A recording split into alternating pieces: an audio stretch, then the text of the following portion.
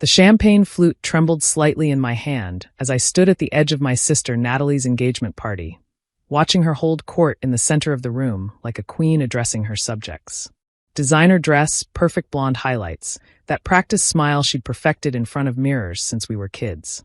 "Oh my God, Jess actually showed up," she announced loudly enough for all 50 guests to hear, gesturing toward me with her own champagne glass. "Everyone look. My loser sister decided to grace us with her presence." The room turned to stare. I forced a smile, the kind I'd learned to wear in board meetings when someone underestimated me. "Still single, still struggling," Natalie continued, her voice dripping with false sympathy. 28 and nothing to show for it. But hey, at least she's consistent, right? Some people peak in high school, some people never peak at all. The laughter that rippled through the crowd felt like tiny needles against my skin. I saw familiar faces, aunts, cousins, family friends who'd known us since childhood, all chuckling at Natalie's performance. This was her favorite game, building herself up by tearing me down. I was about to quietly leave when I noticed her fiancé, Ryan, standing frozen by the bar. His face had gone completely white, his eyes locked on me with an expression of pure horror. "Wait," his voice cut through the laughter, sharp and disbelieving. That's Jessica Webb." Natalie giggled, wrapping her arm around his. "Yeah, babe, my tragic little sister. I told you about her. The one who dropped out of college to play with computers?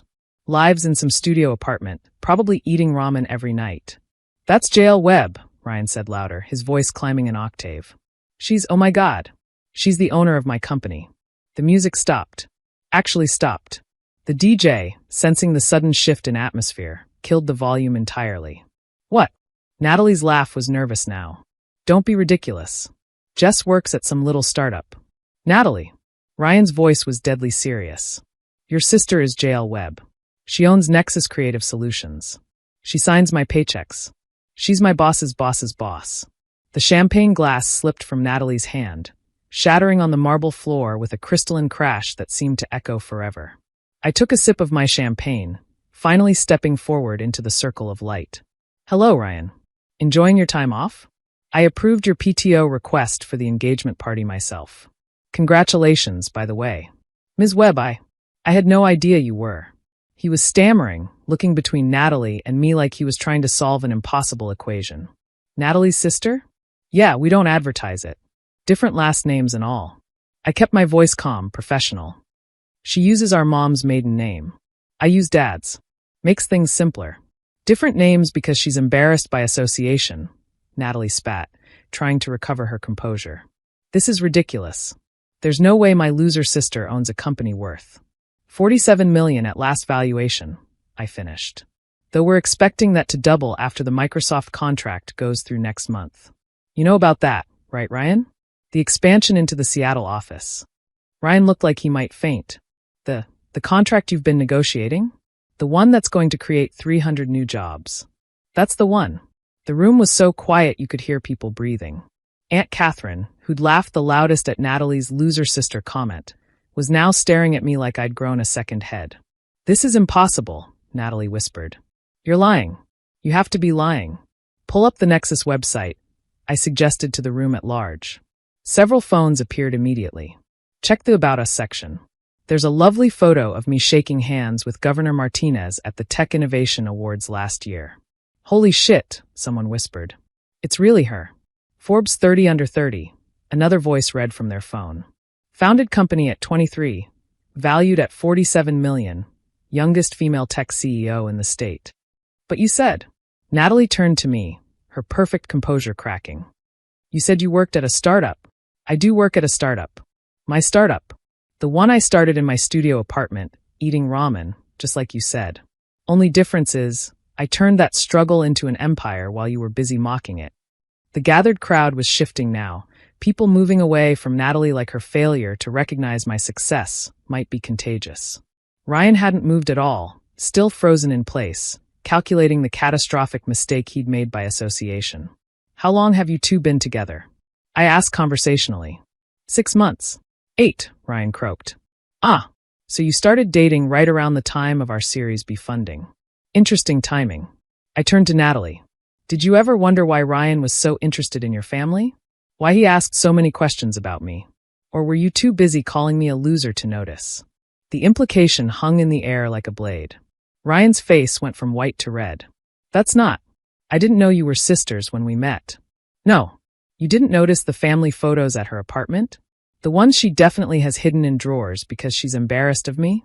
You didn't think it was odd that she never invited me to dinners, never mentioned my actual job, never once suggested you two visit me? I loved her before I knew. Ryan protested. Did you? Or did you love the idea of getting closer to the tech scene? Tell me, Ryan, how many times did you casually mention wanting to move up in the company?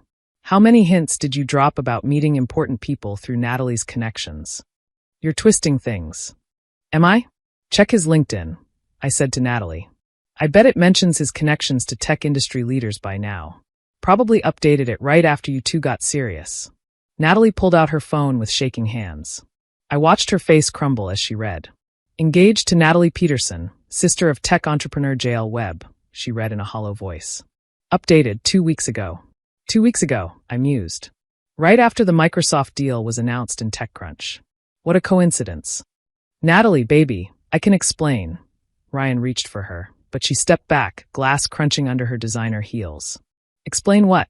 That you knew my sister was successful? That you let me humiliate her while you were planning to use our connection? Or explain why he's been sending me LinkedIn messages for months asking for family discount considerations on our vendor contracts? I pulled up my phone. Should I read them out loud? They're quite persistent. You've been messaging her? Natalie's voice was rising.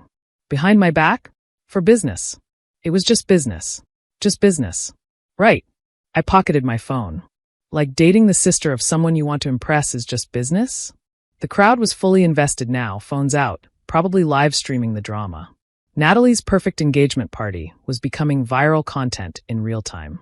You knew, Natalie said, turning on me with tears streaming down her face. You knew what he was doing and you didn't tell me? Tell you? When?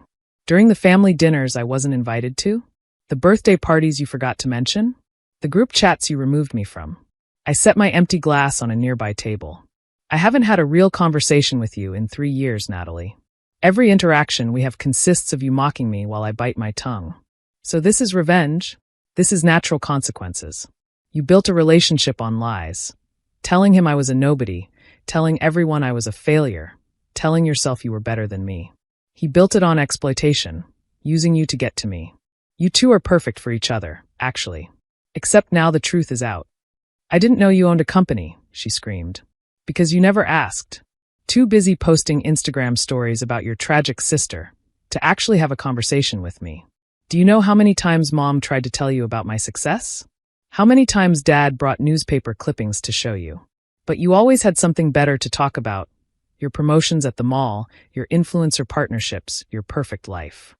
The mall, someone whispered. I thought she said she was a marketing executive. She's a shift supervisor at Nordstrom, I clarified. Which is honest work, nothing wrong with it. Unless you're lying about it to make yourself seem more impressive while calling your CEO's sister a failure.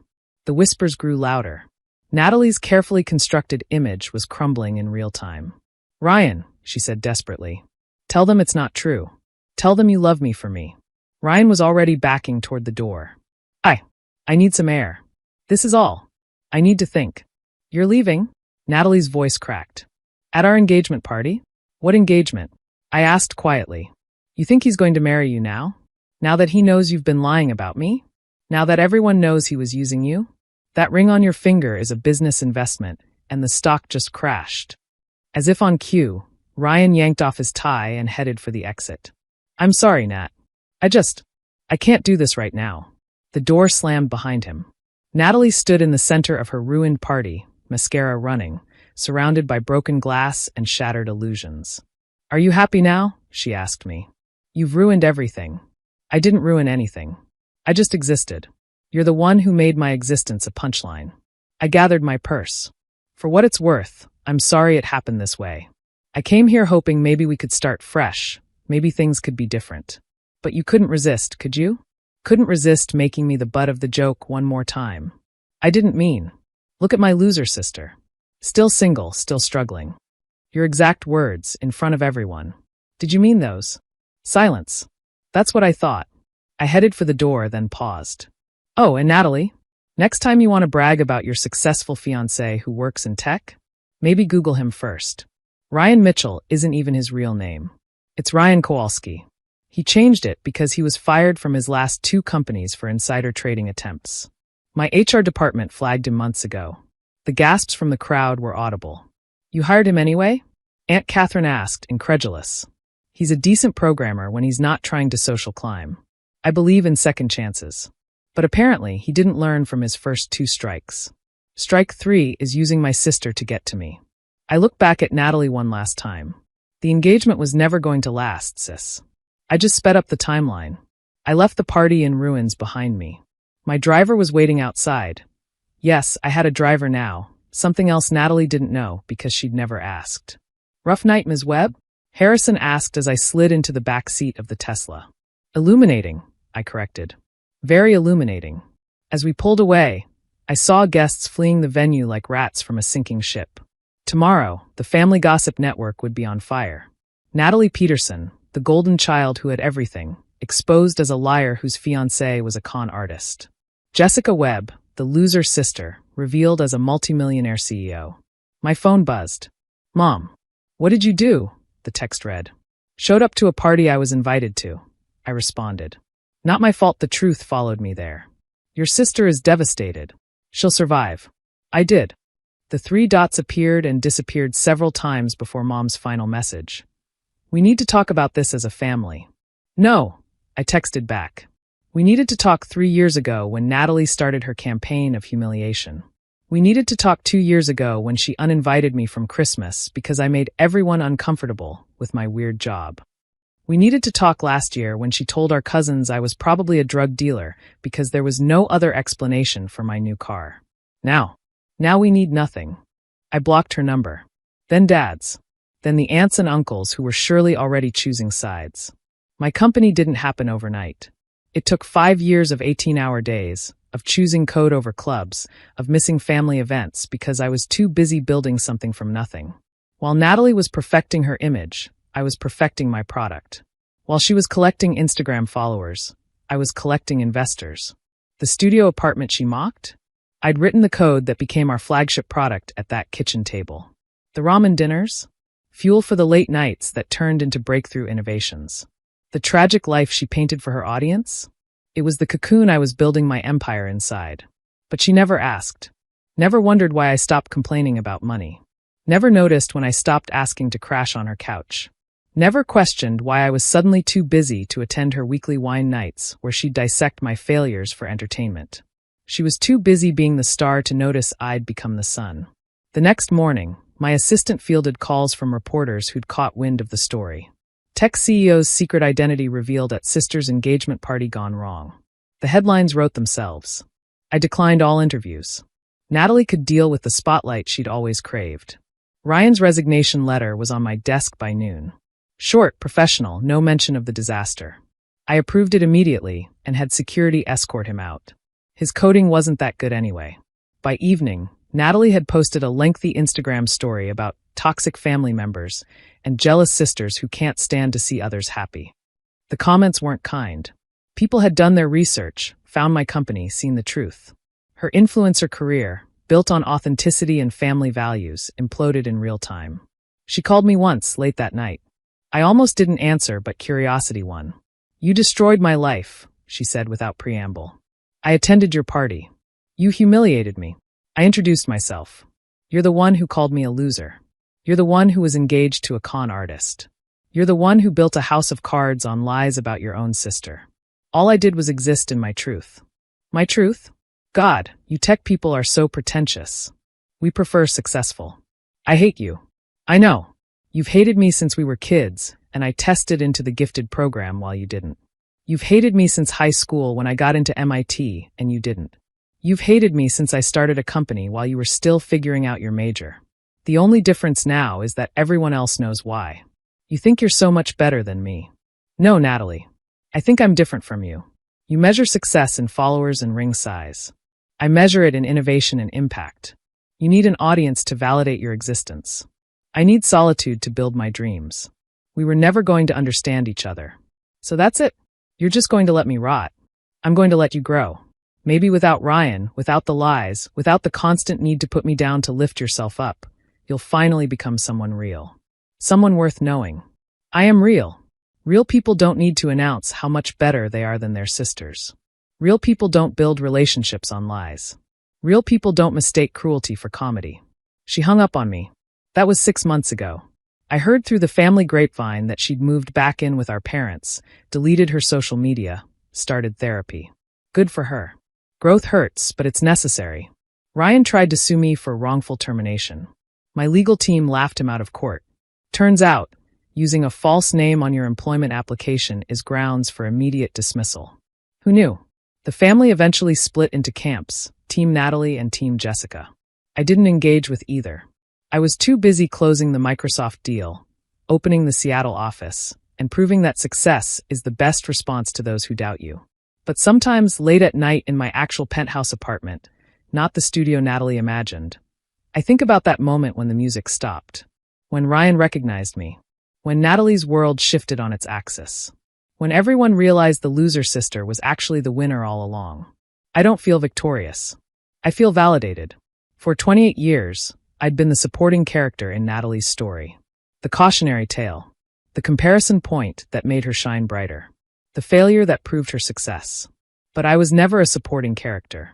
I was the protagonist of my own story, building an empire in the margins of her narrative. She called me a loser at her engagement party. Her fiancé called me boss. The music stopped. The wedding stopped. The lies stopped. And for the first time in our lives, everyone saw us clearly, not as she painted us, but as we really were. Natalie, the golden child tarnished by her own polish. And me, the failure who'd succeeded beyond her wildest dreams. Look at my loser sister, she'd announced to everyone. They looked. They saw. They understood. And that's the thing about calling someone a loser in public. You better make sure they actually lost.